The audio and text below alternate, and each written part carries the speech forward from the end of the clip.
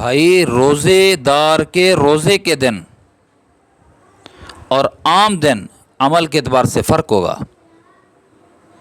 اگر کوئی شخص رمضان المبارک کے اندر بھی وہی صاحب کا روٹین پہ اپنی زندگی گزار رہا ہے، اسی ڈھب پہ زندگی گزار رہا ہے، تو یہ آدمی کامل روزے دار نہیں ہے، اس کو روزہ فائدہ نہیں دے رہا۔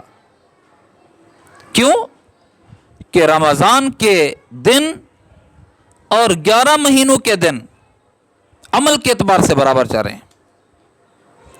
جو کچھ وہاں ہو رہا تھا یہاں بھی وہی کچھ ہو رہا ہے، جو معمولات وہاں چل رہے تھے آج بھی وہی چل رہے ہیں، جو گناہ اس وقت ہو رہے تھے وہی گناہ اب بھی ہو رہے ہیں، جو نیکیاں اس وقت ہو رہی تھیں وہی رمضان میں ہو رہی ہیں۔ تو کیا فرق ہوا بھائی؟ تسبیحات میں اضافہ ہوتا، تلاوت میں اضافہ ہوتا، ذکر اذکار میں اضافہ ہوتا، نوافل میں اضافہ ہوتا، اللہ کی عبادت میں اضافہ ہوتا، دعاؤں کی کثرت ہوتی، گریہ ازاری ہوتی، فرق تو لگے نا۔ رمضان میں بھی اسی نہج پہ زندگی گزار رہے ہیں، اسی لائن پہ زندگی، اسی ڈگر پہ زندگی، جیسے کہ 11 مہینوں کے دنوں میں زندگی گزارے ہیں۔ یہ روزہ فائدہ نہیں دے رہا، یہ کمال روزہ نہیں ہے۔ چینج ہو، تبدیلی ہو۔ بھائی قرآن کیا کہتا ہے؟ لعلکم تتقون، روزے کا مقصد کیا؟ تقوی۔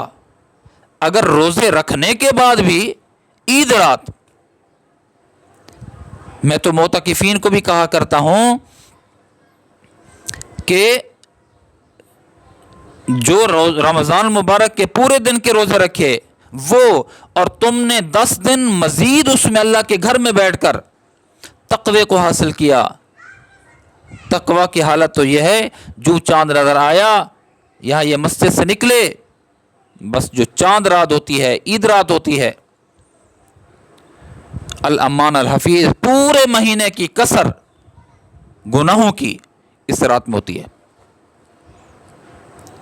معتکف اعتکاف میں بیٹھا، مغرب کے بعد جو چاند نظر آ گیا، مغرب کے بعد پتہ چلا یہ چلا گیا، عشاء کی نماز نہیں ہوتی اس سے، کیوں جی؟ خریداری کرنے گیا ہوا ہے۔ صبح عید کی نماز کہ عید کے دن فجر کی نماز جماعت کے ساتھ نہیں ہوتی، کیا کہیں گے؟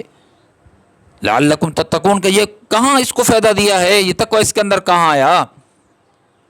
بدنگاہی ویسی ہے، ظلم و زیادتی ویسی ہے، ماں بہن کے ساتھ ناروا سلوک ویسا ہے، استاد اور باپ کی قدریں بالکل پامال ہو رہی ہیں، نمازیں ہیں تو وائی گئی چلی گئی، نہیں ہو رہی، جماعت کے ساتھ نہیں ہو رہی، تو پھر اس کو روزے نے کہا کیا فائدہ دیا؟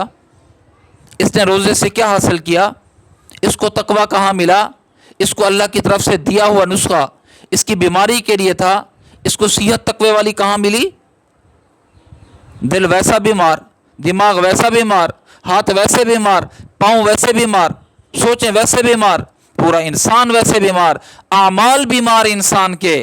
30 دن کے بعد بھی اگر انسان کے اعمال بیمار ہیں، انسان کے اعضاء بیمار ہیں، تو سمجھ لیں وہ تو علیم بذات الصدور ہے۔ اس نے تو ہمیں یہ نسخہ جو دیا ہے، دوائی استعمال کرنے کے لیے دی ہے، اس میں کمی نہیں ہوتی، نہیں آ سکتی، نہیں ہو سکتی، کمی تو ہم میں ہے، ہم نے صحیح استعمال نہیں کیا، بد پرہیزی کرتے رہے، تو پھر کامل روزے کا جو اجر و ثواب ملنا تھا یا جو فوائد حاصل ہونے تھے وہ ہماری زندگی میں مفقود ہوتے جا رہے ہیں۔